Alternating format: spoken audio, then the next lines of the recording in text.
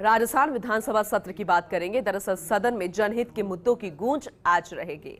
परीक्षा भर्ती में अनुचित साधनों की रोकथाम के संशोधन विधेयक 2022-23 सदन की पटल पर रखा जाएगा और तस्वीरें आपको विधानसभा से दिखाएंगे। लगातार वहां से रिएक्शन सामने आ रहे हैं। सतीश पूनिया क्या कुछ कह रहे हैं, जरा सुनिए। पराकाष्ठा है, इंतहा है और इसलिए हम लोगों ने स्थगन प्रस्ताव के जरिए अपनी बात उठाई है।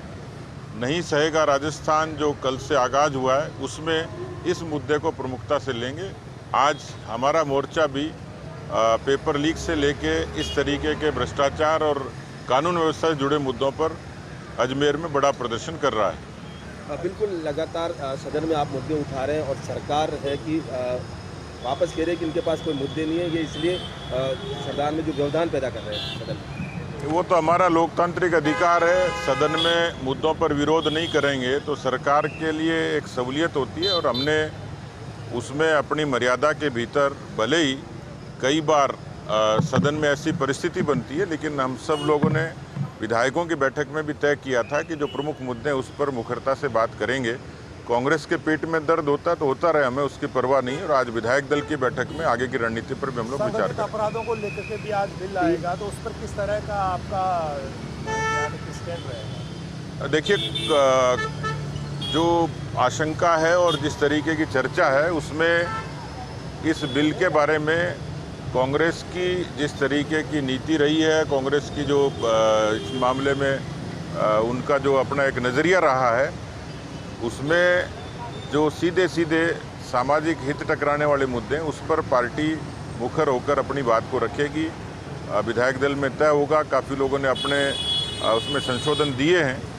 जो तकनीकी रूप से विशेषज्ञ लोग हैं उनकी राय से उस बिल पर अपनी बात को हम प्रमुखता से रखेंगे। कल 3 विधेयक पारित किए गए, आज 2 विधेयक हैं, लगातार और विधेयक आने वाले हैं, तो सरकार क्या ये जो सदन की कार्रवाई बुलाई है केवल विधेयक पारित करने के लिए, क्या समझते? मंशा तो ऐसी लगती है क्योंकि जो वर्किंग आवर्स हैं उसमें जनहित के मुद्दों को प्रमुखता मिलनी चाहिए, लेकिन सरकार बिल के जरिए खानापूर्ति की कोशिश कर रही है और इसलिए ठीक है, वो रस्म अदायगी कर लेगी, लेकिन उससे प्रदेश की जनता का हित नहीं होगा।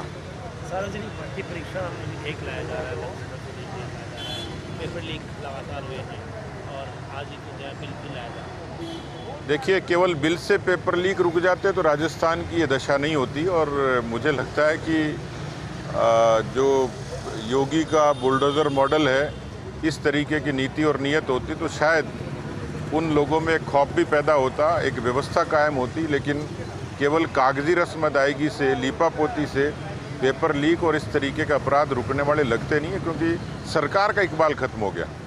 लगातार बच्चों के साथ दुष्कर्म के मामले बढ़ रहे हैं, फिर नई घटना एक तरह से सामने आ रही है। क्या लगता है कि सरकार क्यों नहीं रोक पाने में नाकाम साबित होगी? देखिए, एक तो इस तरीके के जो लैंगिक अपराध हैं, इस पे एक तो समाज में जो व्यक्तिपरक जो विकृति है वो तो कारण करती है, लेकिन अपराध तब होता है जब अपराधी के हौसले बढ़ते हैं और जो व्यवस्था है वो कमज़ोर होती है। इसमें कोई दो राय नहीं कि राजस्थान की पुलिसिंग कमज़ोर हुई है और बहुत ही, यदि इसके बारे में यदि ठीक तरीके, समग्र तरीके से इसकी इन्वेस्टिगेशन हो जाए और कोई दिशा तय करे तो बहुत चौंकाने वाली चीज़ें सामने आ सकती हैं। क्योंकि पुलिस महकमे में जो भर्तियां हुई थी और लगातार एक के बाद एक इस तरीके से जो पुलिस का मनोबल कमज़ोर हुआ, पुलिस में राजनीतिक हस्तक्षेप बढ़ा, संसाधनों की कमी हुई, तो पुलिस का कमज़ोर होना, कमज़ोर पुलिसिंग, इन सब का बड़ा कारण है। ये दुर्भाग्यपूर्ण है कि 848